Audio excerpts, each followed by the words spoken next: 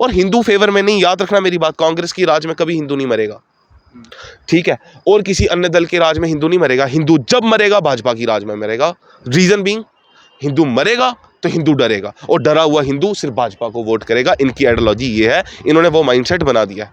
सारी न्यूज़, सतपाल मलिक साहब का इंटरव्यू चला, एक मेन स्ट्रीम न्यूज़ नेटवर्क ने वो नहीं चलाया। क्यों?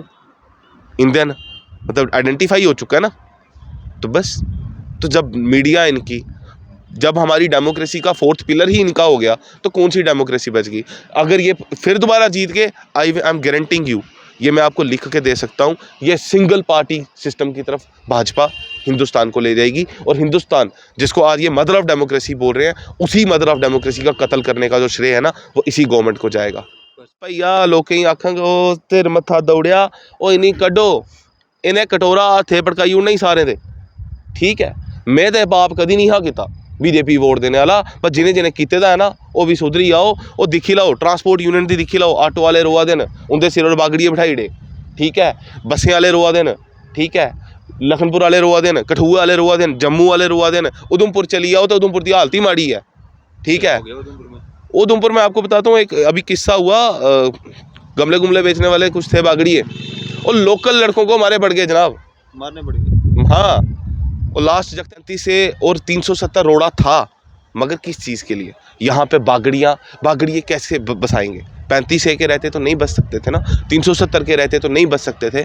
मैं अभी पिछले दिनों जम्मू का एक इंटरव्यू सुन रहा था, एक सीनियर जर्नलिस्ट हैं जम्मू के, वो कर रहे थे। तो एक ऑटो वाला था, ई ड्राइवर, उसने ना केसरी चोला डाला हुआ था, केसरी बाना, यूपी से, एंड वो उंगली दिखा रहा था। फिर क्या हो गया?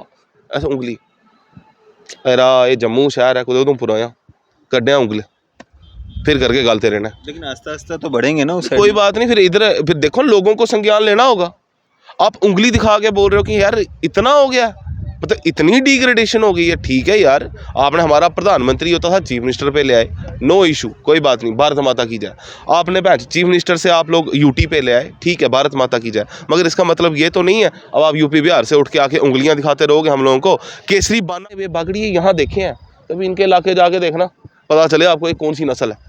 ये अगर पढ़ गए तो IAS अफसर, और अगर टेक्निकली स्किल्ड हुए आपके घर के सबसे अच्छा मिस्त्री, और अगर बिगड़ गए ना तो हिंदुस्तान के इतिहास के सबसे बड़े गैंगस्टर्स। आपको इस चीज़ का अंदाज़ा नहीं है तो थोड़े कर वो छुरी भी है नहीं, जेड़ी बिल्ली का कन्न बढ़दी हुआ है, तुसें करना की है? दलेरी कन्नै जंग नहीं होंगी, वो हथियारे कन्नै गै होंदी है। तो थोड़े कोल ओह भी है नहीं कुछ, इंदे कोल सब कुछ प्रेजेंट है। तभी मैं बोल रहा हूँ कि जनाब ये हालात बहुत बुरे हैं। आप देख रहे हैं न्यूज़ इंडिया और मैं हूं अरफाज़ अहमद डैंग। आज की खास मुलाकात में हमारे साथ मौजूद हैं परिवर्तन मूवमेंट चेयरमैन सुनील सिंह कंबोज जी।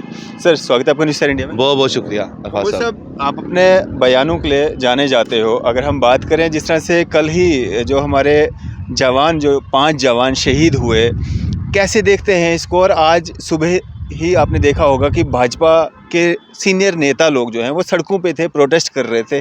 कैसे देखते हैं इस सबको? किसकी जिम्मेवारी है, किसकी सरकार है, और किसके खिलाफ प्रोटेस्ट हो रहा था? क्या जिम्मेवारियां सही तरीके से निभाई जा रही हैं? देखो अरफाज़ साहब, मैं आपको बात बताता हूँ। बात क्या है कि पहले नंबर जो आपने बोला कि जो हुआ, ये दुर्भाग्यपूर्ण है। बिल्कुल, ये बहुत दुर्भाग्यपूर्ण है। ये एक ऐसा लॉस है जो रिपेयर नहीं कर सकते ना आप, ठीक है। जान किसी की भी हो, तो चाहे वो सिविलियन है, चाहे वो फौजी है, जिसके घर से इंसान जाता है ना, वो आप और मैं समझ नहीं पाएंगे। वो पेरेंट्स, उनके जो फैमिली है वही समझ सकते हैं वो दर्द क्या है। वो बंदा दोबारा नहीं मिलता कभी किसी को। ये दुर्भाग्यपूर्ण था। और विनाशकारी ये है कि ये मैं पहली बार देख रहा हूँ, मतलब 31 साल मेरी भी उम्र हो गई, मतलब आज़ादी के बाद से शायद ये पहली बार ऐसी सरकार आई है कि सत्ता में भी खुद है और प्रोटेस्ट भी खुद कर रहे हैं। और जनाब, आप अपोजिशन भी खुद ही हो, आप सत्ताधारी भी खुद ही हो, वो क्या हो? मैं बता रहा हूँ ना, बेसिकली अभी मैंने एक ना वो आर्टिकल पढ़ा था, उसमें मुंबई का एक राज्यसभा का MP भाजपा का बोल रहा था, 2-3 साल पुराना आर्टिकल था, कि विष्णु अवतार हैं मोदी जी और परशुराम अवतार हैं अमित जी, ठीक है। तो कहने का मसला ये है, ओ प्रभु, तो अवतार भी हो, तो सत्ता भी हो, तो रब भी हो, फिर बंदे किसी मरा देन? उपरा साढ़े फौजी वो क्यों मरा दे? इंडियन आर्मी को आप लोगों ने कि यूज़ करने का तरीका समझ के रखा हुआ। आप लोग सत्ता में हो, आज भाजपा सड़कों पे आई हुई थी। मुझे कई रिपोर्टर्स पे भी यार बड़ी हैरानगी है, आप ताकत को सवाल नहीं पूछ रहे हो, आप ताकत को डिफेंड कर रहे हो। उल्टा आप ताकत को, पावर को सवाल पूछिए ना जनाब। आप सत्ता को सवाल पूछोगे, आप विपक्ष को सवाल पूछ रहे हो। पाकिस्तान की सरकार तो है नहीं यहाँ पे, मिलिटेंट तो यहाँ पे सरकार चला नहीं रहे हैं, तो यहाँ सरकार कौन चला रहा है? भाजपा। तो रिस्पॉन्सिबिलिटी किसकी है? सत्ता की। सत्ता में कौन है? फिर भाजपा। ये कौन सा भाई स्टेट थी तो आप बोल सकते थे कि स्टेट की प्रशासन जो है वो जिम्मेवार है। अब तो यूटी है। यूटी में को यूटी किसके अंडर है? अमित शाह साहब के। अमित शाह साहब ने किसको बिठाया? जनाब यूपी वाले हमारे लेफ्टिनेंट गवर्नर साहब को। और जनाब उसमें पाकिस्तान कहाँ से आ गया? और अगर ये हमला हुआ तो आप इसको कंडोल करने जा सकते थे। बीजेपी, अगर मैं बीजेपी की जगह होता तो मैं उनके घरों में जाके एक कंडोलेंस के लिए जाता। मैं सड़कों पे आके प्रोटेस्ट नहीं करता। प्रोटेस्ट करना काम कांग्रेस का था या अन्य दलों का था, जो इसको ना मतलब प्रोटेस्ट करते कि हाँ गलत हो गया, कहीं पे लूप होल्स थे। लूप होल्स पे बात नहीं की जा रही है। बात किस पे की जा रही है कि जनाब ये, अरे यार किसी के घर से लोग चले गए, आप लोग कौन सी राजनीति कर रहे हो? अब क्या लाशों पे राजनीति होनी है? बाकी मुद्दे बचे ही नहीं हमारे पास। तो ये दुर्भाग्यपूर्ण है और लोगों को ये चीज़ समझनी पड़ेगी। मैं लोग गिलांग और इंदे चाह सेच नहीं आओ, इन्हीं कूसे करने कोई फ़र्क नहीं पौंदा है। इन्हीं कूसे करने कोई फ़र्क नहीं है, not even a single person. इन्हीं अपने आप करने फ़र्क है, फौजियों करने कोई फ़र्क नहीं। हूँ तो सत्यपाल मलिक साहब ने गलाया ना कि पुलवामा अटैक होया, इतना बड़ा फाइनेंशियल बजट, डिफेंस बजट होता है हमारा, तो फिर आप बताएं मुझे, डिफेंस बजट अगर इतना बड़ा है तो 5 हेलीकॉप्टर क्यों नहीं दिए गए? बात बिल्कुल सही है। मैं ये नहीं बोल सकता कि चलो सत्यपाल मलिक साहब ने तब क्यों नहीं कहा और अब क्यों कहा, बट हाँ मैं ये कहूँगा कि इतनी बड़ी कार्रवाई कभी नहीं जाती रोड से। वो क्यों गई? तो कोई कारण रहा होगा ना। होम मिनिस्ट्री को इसकी संज्ञान लेना चाहिए। एक ज़माना था जब शास्त्री साहब रेलवे मिनिस्टर थे, तो एक ट्रेन हादसा हुआ था तो उन्होंने अपनी मिनिस्ट्री से रिज़ाइन कर दिया था। तो एक ये ज़माना है कि जनाब इतने लोग शहीद हो गए, आप लोगों के पास जवाब ही है नहीं। ठीक है, तो घर बैठे दे हो हैं, प्रधानमंत्री साहब शूटिंग करा दे जिम कॉर्बेट पार्क है, man versus wild, you are also wild.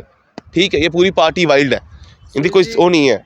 370 और 35A को सबसे बड़ा रोड़ा कहा जा रहा था। जम्मू कश्मीर में जो मिलिटेंट्स गतिविधियां हो रही थी, लोगों की जाने जा रही थी, 90s के बाद जो है ये गतिविधियां तेज़ हुई और 90s के दौर में जो हुआ आपको हमको सबको पता है, तो इसको सबसे बड़ा रोड़ा माना जा रहा था। लेकिन 370-35 से टूटने के बाद 2019 के बाद भी बहुत सारी टारगेट किलिंग्स हुई, बहुत सारे हमारे जवान जो हैं वो शहीद हुए। तो अब क्या लाशों पे सियासत होगी? होती आई है, पहले भी होती आई है, आज भी वही हो रही है। मैंने आपको पहले भी बताया हुआ कई बार अरफाज साहब, लोग कहीं समझना पौना जम्मू कश्मीर दे कि साड़ी दुश्मन जेड़ी है ना, वो ना पाकिस्तान है इस टाइम। ठीक है, वो बाहर च, वो बाद दुश्मन तो है मगर बाद च फिलहाल दी साड़ी जेह्ड़ी दुश्मन है वो सेंटर दी सरकार है, दिल्ली दी सरकार, भावें कांग्रेस दी है, भावें भाजपा दी है या ABC कोई भी पार्टी अन्य दल भी आई है, साड़ी दुश्मनी उनके कन्ने है। ठीक है, आप बोल रहे हो 35 से और 370 रोड़ा था, मगर किस चीज़ के लिए? यहाँ पे बागड़िए कैसे बसाएंगे? 35A के रहते तो नहीं बच सकते थे ना, 370 के रहते तो नहीं बच सकते थे। मैं अभी पिछले दिनों जम्मू का एक इंटरव्यू सुन रहा था, एक सीनियर जर्नलिस्ट हैं जम्मू के, वो कर रहे थे, तो एक ऑटो वाला था, ड्राइवर, उसने ना केसरी चोला डाला हुआ था, केसरी बाना यूपी से, एंड वो उंगली दिखा रहा था, फिर क्या हो गया ऐसा उंगली, अरे ये जम्मू शहर है, कुछ उधमपुर आया कड्ढिया उंगली, फिर करके गालते रहना। लेकिन आस्ता आस्ता तो बढ़ेंगे ना उस कोई बात नहीं, फिर देखो लोगों को संज्ञान लेना होगा। आप उंगली दिखा के बोल रहे हो कि यार इतना हो गया, मतलब इतनी डिग्रेडेशन हो गई है। ठीक है यार, आपने हमारा प्रधानमंत्री होता था चीफ मिनिस्टर पे ले आए, नो इशू, कोई बात नहीं, भारत माता की जय। आपने चीफ मिनिस्टर से आप लोग यूटी पे ले आए, ठीक है, भारत माता की जय, मगर इसका मतलब ये तो नहीं है अब आप यूपी बिहार से उठ के आके उंगलियां दिखाते रहोगे हम लोगों को। केसरी बाना कब डाला जाता है? केसरी बाना आप जाएँ क्षत्रिय कल्चर में, आप जाएँ राजपूताना में, आपको पता चलेगा क्षत्रिय केसरी बाना तब डालते थे जब वो शहादत के लिए जाते थे, जब वो वीर गति के लिए जाते थे, जब 10,000 के सामने 1,000 लड़ने जाता था, उस समय केसरी बाना डाला जाता था। ये नहीं आज उठे मुंह में चुटकी डाली है केसरी बाना डाल दिया। यार लानत है तुम लोगों पे, केसरी बाना शहादत का रंग है, तुम्हारी करतूत नहीं, तुम्हारे पल्ले नहीं शहादत। ठीक है, क्या इस भगवे रंग पे भी सियासत हो रही है? जिस तरह से पिछले दिनों एक मूवी पठान आई थी उस पर भी बड़ा बवाल हुआ था, क्योंकि उसमें भी केसरी रंग का इस्तेमाल हुआ था। उसके अलावा जिस तरह से आपने कहा कि यूपी का ई रिक्शा ड्राइवर है, भगवा रंग का वो गमछा डाल के जो है उंगली दिखा रहा है, उसके अलावा भी बहुत सारी चीज़ें हैं जहाँ पे भगवा को जो है इस्तेमाल किया जाता है। देखो, मैं इस चीज़ के खिलाफ नहीं हूँ कि यूपी वाले यहाँ आओ, आप आए यहाँ पे जम्मू कश्मीर में आए, जम्मू कश्मीर हिंदुस्तान का हिस्सा है। और ये मैं इस वजह से बोल रहा हूँ क्योंकि मेरे महाराजा हरि सिंह बहादुर साहब ने 1931 की राउंड टेबल कॉन्फ्रेंस में कहा था, I am the son of the soil. इससे पहले मैं महाराजा हूँ, मैं एक हिंदुस्तानी हूँ, ये मेरे महाराजा ने मुझे दिया है। तो ये लेगेसी मेरे पास, मुझे हिंदुस्तान बनने से पहले से मेरे पास ये लेगेसी है। तो मुझे दिक्कत, आप आए गेस्ट की तरह आए, अतिथि की तरह आए, लेकिन आप कब्जा लेने के लिए आओगे तो जनाब आपका मुंह तोड़ दिया जाएगा। ठीक है, भगवे रंग पे सियासत हो रही है, भगवे रंग पे हो रही है ना। अब देखो ना, अब बोलेंगे भगवे रंग को आप एक रिलीजन से जोड़ देंगे, नहीं वैसा नहीं। अब क्या सिख कौम, हमारे सिख भाई हैं, वो नहीं डालते यार भगवा, दलेर कौम है ना, लड़ाकू कौम है, डालती है भगवा, डाल सकती है, शहादत के लिए तैयार है, डाल सकते हैं। किसने कहा आप बोलोगे कि सिर्फ क्षत्रिय डालेंगे? ठीक है, हमारे हिंदू सनातन में तो ये लिखा हुआ है कि वर्ण व्यवस्था जन्म पे नहीं, वो कर्म पे निर्धारित है। तो जनाब कोई भी डाले ना। मुस्लिम, अगर पठान मूवी पे बोला गया क्या मुसलमान नहीं लड़े हिंदुस्तान के लिए? कितने शहीद हैं हमारे पास मुसलमानों के, जो मुसलमान कम्युनिटी से बिलोंग करते हैं, देश के लिए शहीद हुए, तिरंगे में लिपट के, उनकी बॉडी, कई बार तो बॉडी भी नहीं, टुकड़े आए हैं। क्या कहोगे उन्हें कि वो शहीद नहीं है? क्या उन्होंने भारत माता के लिए जान नहीं दी? जनाब ये ना बकवास है, लोगों को बांटने का वो हो गया, कभी खालिस्तान कभी पाकिस्तान। अरे यार छोड़ दो, इकॉनमी देखो कहाँ पहुँच गए हो, हालात देखो कहाँ पहुँचा दिया आप लोगों को। बांट बांट के बंदर बांट लगा के रखी हुई है, इकॉनमी डुबा के रख दी। नौजवान सड़कों पे बैठा हुआ, पीएचडी करने वाला 3000 की जॉब कर रहा है, ठीक है, एमफिल करने वाला रेडी लगा रहा है, और आप लोगों को पड़ी हुई है हाँ भाई केसरी बाना कौन डालेगा। और जो केसरी बाना डाल रहे हैं वो क्या कर रहे हैं, वो नहीं आप लोगों को दिख रहा है। मतलब हमारे फौजी सेफ नहीं है, जिस देश में आर्मी सेफ नहीं है, आप और मैं कहाँ सेफ? आम जनता कहाँ सेफ है? जहाँ फौजी ही सेफ नहीं है। अगर उसी जगह पे पहले भी एक बार इंसिडेंट हो चुका है, तो मैं पूछना चाहूँगा चीफ ऑफ आर्मी स्टाफ को, जनाब आप क्या कर रहे थे? दुध लाया थे, चुंगा थे, क्या कर रहे थे? थानू पता नहीं है? मतलब फौजियों की जान की कोई कीमत ही नहीं है आज। ठीक है, ये बोलने से हाँ भारत माता की जय, इंडियन आर्मी जिंदाबाद, हम भी प्रोटेस्ट कर सकते थे आज। ठीक है, हमने हमारी ये वो है कि भाई दिल की आस्था है कि चल यार जो चले गए, भगवान उनके परिवारों को वो सहन शक्ति दे कि वो ये बर्दाश्त कर पाएँ। ठीक है, क्योंकि ऐसा लॉस है जो रिपेयर नहीं किया जा सकता। लेकिन इसका मतलब आप जाओगे उसका मुद्दा बना दो, पहले पुलवामा हुआ उसका मुद्दा बना दिया, 2019 की इलेक्शन जीत रही। ठीक है ना, अब मैं नहीं बोल रहा हूँ, सत्यपाल मलिक साहब तो इन्हीं के लोग हैं ना, आज वो भी बोल रहे हैं। क्यों बोल रहे हैं? वो तो गॉड नोस। अब ये लोग बोल रहे हैं कि उनसे सिक्योरिटी छीन ली इसलिए बोल रहे हैं, तो छीनी क्यों भाई? ये भी तो गलत है ना। जो इंसान 2 बार आपका एमपी रहा है, 2-3 बार शायद एमएलए भी रहे हैं, 4 बार गवर्नर रहे हैं, 4 अलग अलग स्टेट्स के, ठीक है, उसका एक प्रोटोकॉल है। ऐसा गवर्नर जो 370 हटाने के टाइम गवर्नर था जम्मू कश्मीर का, आप उसको एक सिक्योरिटी गार्ड दे रहे हो। तो मतलब आपके वाले जो काफिले चलते हैं वो क्या है? मैं अभी श्रीनगर जा रहा था, एक काफिला मुझे मिला, जो आज भी वो यूथ लीडर, मैं नाम नहीं चलो किसी का कोट करूंगा, I will not go personal, मैं जाता नहीं हूँ कभी, लेकिन आपको बताऊंगा। एक मतलब था एक मतलब यूथ लीडर भाजपा का, एक ज़माना हुआ करता था, हम स्टूडेंट प्रोटेस्ट किया करते, स्टूडेंट पॉलिटिक्स में था मैं, वो आसपास घूमता रहता था, भैया हमें भी साथ ले जाओ, मतलब दैट काइंड ऑफ फीलिंग। अभी मैं जा रहा था ना, तो उसके आगे भी जिप्सी पीछे भी जिप्सी, यार वाह क्या वीआईपी काम है, ना एमपी ना एमएलए है, सिक्योरिटी है, जो टैक्स पेयर है वो तो पागल है। ठीक है ना, उसको दिमाग थोड़ी दिया भगवान ने, सारा दिमाग तो इनको दिया हुआ। ठीक है, और इनका जवाब 2024 में इलेक्शन, 2024 की इलेक्शन में जनता को इनको देना पड़ेगा। ये जो लाशें अपने मतलब सीने पे उठा के, मतलब माँ बाप जिनके मरे, जिनके बच्चे मरे हैं ना, जो उन्होंने अपने सीनों पे वो लाशें उठाई हैं, इसका हिसाब भाजपा को और ये इनके जो बेकार के दोगले इनके जो प्रोटेस्ट करने वाले लोग हैं, इनको देना पड़ेगा। ये मैं आपको आज बता देता हूँ। सुनील जी, जिस तरह से अगर हम बात करें एनसीईआरटी की बुक्स में से मुग़ल साम्राज्य का जो एक इतिहास था उसको हटा दिया गया है, क्या लगता है आपको इससे हमारे भारत देश की तरक्की होगी? हो सकती है, शायद मुग़लों को रख के नहीं हुई तो मुग़लों को निकाल के हो जाए। ठीक है, एक्सपेरिमेंट में हम क्या कह सकते हैं, एक्सपेरिमेंट कर लें। अब बेसिकली चुल्डू फेरना है, कैसे भी फेर दो, डोगरी का लेना चुल्डू फेरो, चुल्डू फेरा देन। ठीक है ना, असें मुग़ल कटी उड़े उस टाइम कटने हैं ना, उस टाइम अगर मुगल इधर इस्टैबलिश होए, देखो मैं पता इस गल उपर ना कमेंट सैक्शन उपर बीजेपी की पूरी IT सैल एक्टिवेट हो जानी है, बट मैं ये कोई दो राय नहीं रखना होना। उस टाइम भी अगर मुगल इधर आइए इस्टैबलिश होए है ना, वो तां होए है क्योंकि हिंदुस्तानी कठाना हा, करैक्ट, ताइए कट, तो उस टाइम तुस नहीं करी सके। अज तुस उंदी हिस्टरी कड्ढा दिओ बाहर, ओहदे कन्नै की होई जाना। जेड़े मुगल गार्डन्स उन्हें बनाए दे न, वो तो उन्हें क्या बनाए दे ना, वो नरेंद्र भाई मोदी जी हमारे यशस्वी प्रधानमंत्री साहब के नाम पे नहीं होंगे कभी भी, ठीक है। हमें ये बात बतानी पड़ेगी, ठीक है, औरंगजेब ने बड़ी सारी चीज़ें की, हर पहलू को देखने के दो तरीके होते हैं, उसने ढेरों कन्वर्जेंस की, बट आपको ये बात भी माननी पड़ेगी वर्ल्ड की इकॉनमी में 25% GDP जो थी वो हिंदुस्तान की थी जब वो शासन करता था, ठीक है। तो आप उससे इकोनॉमिकल रिफॉर्म्स तो उसकी रखो कम से कम।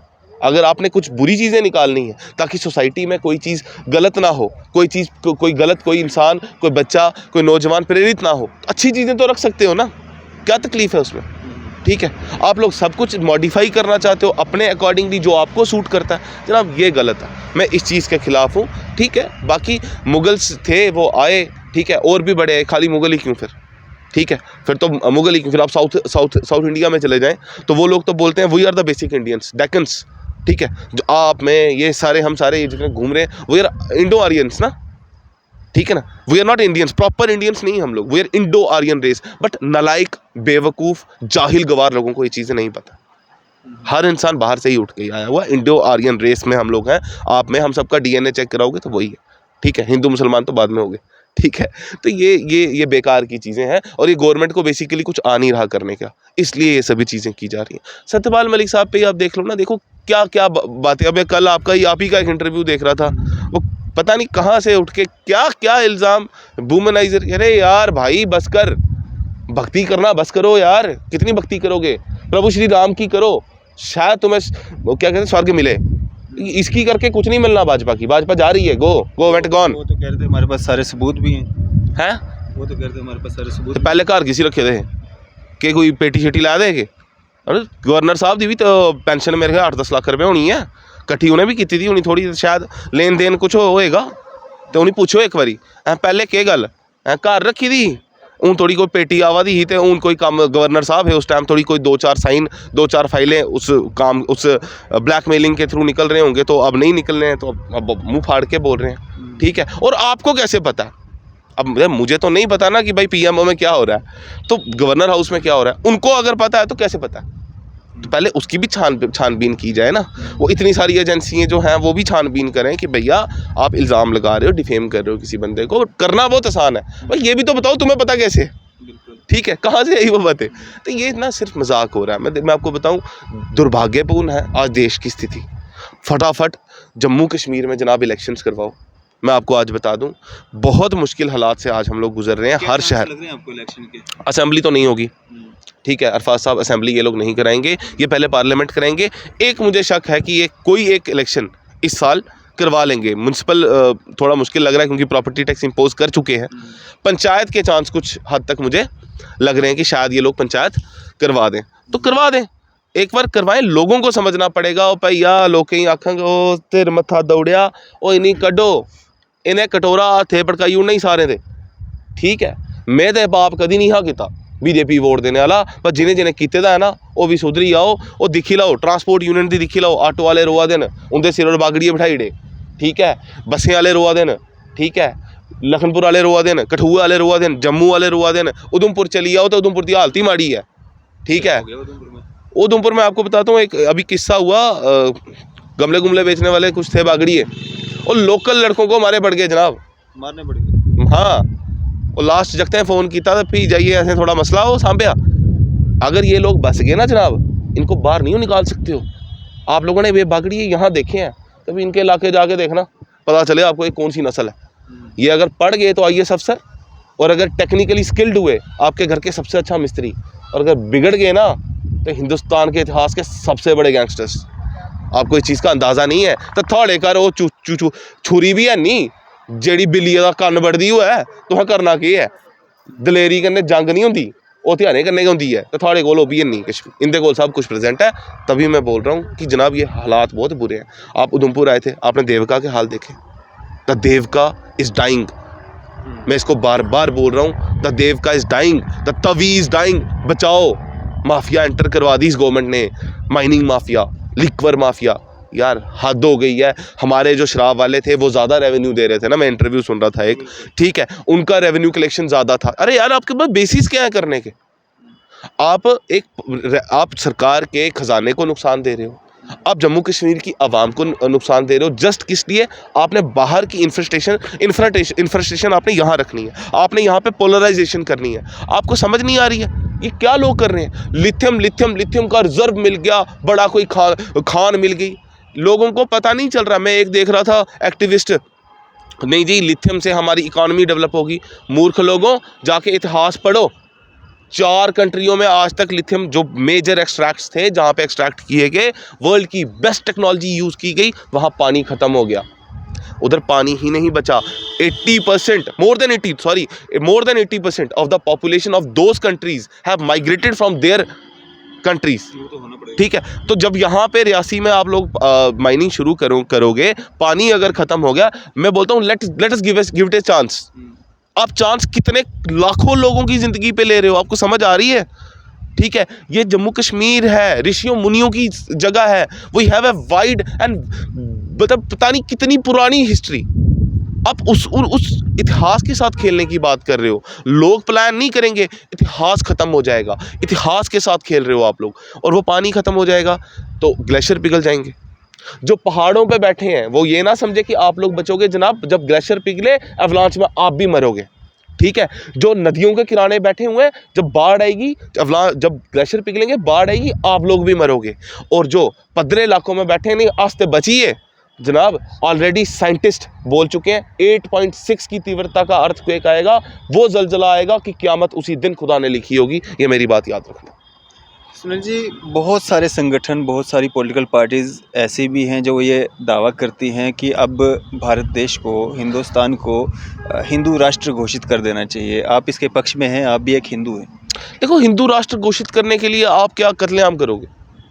ठीक है, सनातन जो है ना, इनको ना चीज़ों को समझना पड़ेगा। मैं अपने हिंदू भाइयों से कहूँगा, देखो सनातन जो है ना, ये धर्म का आधार है करुणा। आप करुणा को त्याग नहीं सकते। अगर आप हिंदू हो, हिंदू झटका क्यों खाते हैं? ठीक है, क्योंकि 3 किस्म के भोजन होते हैं, राजस्वी, सात्विक और तामसिक। ठीक है, राजस्वी भोजन में आप नॉनवेज खा सकते हो, मगर झटका का मतलब ये हो गया आप करुणा का त्याग नहीं कर सकते, तड़पा के नहीं मार सकते किसी को। वही धर्म का आधार है। और अगर मैं गलत बोल रहा हूँ, जाइए भागवत गीता, श्रीमद् भागवत गीता आप पढ़ सकते हैं अगर मैं कहीं गलत हूँ। वैसे ही इस्लाम, मुझे जहाँ तक मेरी नॉलेज है, आपको शायद ज़्यादा पता हो इस बारे में, इस्लाम में भी ये बात कही हुई है कि आपको अपनी हिफाजत करने से पहले, अपने धर्म, अपने ईमान की हिफाजत करने से पहले, अपने पड़ोसी के ईमान के, अपने पड़ोसी के घर की, उसकी आबरू की इज्जत करनी करोगे तो अल्लाह के फजल में रहोगे। यही बात है ना? तो जनाब क्या किस चीज़ पे बांट रहे हो? ठीक है, और जिसको आज आप हिंदू राष्ट्र घोषित करने की बात कर रहे हो, उसका नाम हिंदुस्तान ही है। मूर्खों, जाओ कि पागल किसी बना दो, हिंदुस्तान से रोवा दियो। पाकिस्तान थोड़ी है, हिंदुस्तान को अब हिंदू राष्ट्र बनाओगे, मतलब ये तो नाम चेंज करने की प्रक्रिया हो गई ना। हिंदुस्तान से पूरी नहीं पड़ रही, हिंदू राष्ट्र बना, अब हिंदू राष्ट्र बोल रहे हैं इसको। ये मूर्खता है, लोगों का माइंड डाइवर्ट करना है कि नहीं जी ये ऐसे जी हिंदू हमारे फेवर में है। और हिंदू फेवर में नहीं, याद रखना मेरी बात, कांग्रेस की राज में कभी हिंदू नहीं मरेगा। ठीक है, और किसी अन्य दल के राज में हिंदू नहीं मरेगा। हिंदू जब मरेगा भाजपा की राज में मरेगा। रीजन बीइंग, हिंदू मरेगा तो हिंदू डरेगा, और डरा हुआ हिंदू सिर्फ भाजपा को वोट करेगा। इनकी आइडियोलॉजी ये है, इन्होंने वो माइंडसेट बना दिया है। सारी न्यूज़, सतपाल मलिक साहब का इंटरव्यू चला, एक मेन स्ट्रीम न्यूज़ नेटवर्क ने वो नहीं चलाया। क्यों? इंडियन मतलब आइडेंटिफाई हो चुका है ना। तो बस, तो जब मीडिया इनकी, जब हमारी डेमोक्रेसी का 4th पिलर ही इनका हो गया, तो कौन सी डेमोक्रेसी बच गई?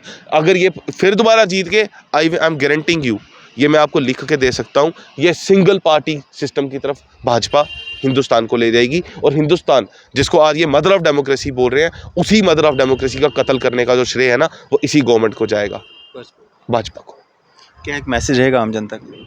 आम जनता को कल के ईद के लिए मेरी तरफ से, मेरे मुस्लिम भाई बहनों को मेरी तरफ से शुभकामनाएं। खुदा आपके ऊपर फजल रखे, अपने आपके ऊपर रहमत रखे, अपनी खुशियां बनाए रखे, तरक्की दे, और आपको सोच दे अच्छी कि आप लोग हिंदुस्तान, अपने मुल्क के बारे में, जहां आप लोग रहते हैं और जिस अपनी स्टेट में रहते हैं, उसकी भलाई के बारे में सोचें। और हिंदू भाइयों के लिए एक भाईचारा का प्रतीक मैं कहूँगा। सारे हिंदू हमारे जितने भाई हैं कल सबको एक दूसरे को ईद मुबारक करें। एक भाईचारे का प्रतीक जो है वो जम्मू डिवीज़न से निकले और ऐसा निकले कि पूरा हिंदुस्तान देखता रह जाए। जय हिंद, जय डुग्गर, जय डोगरा। बहुत शुक्रिया हमारे साथ बातचीत करने के लिए। ये थे हमारे साथ सुनील सिंह कंबोज जी, परिवर्तन मूवमेंट चेयरमैन। आपकी इस सब पे क्या राय है, अभी अपनी राय जरूर साझा कीजिएगा। इसी तरह की मजीद अपडेट्स के लिए आप देखते रहें न्यूज़ शहर इंडिया। मैं अरफाज मडैंग, कैमरामैन शाहनवाज के साथ।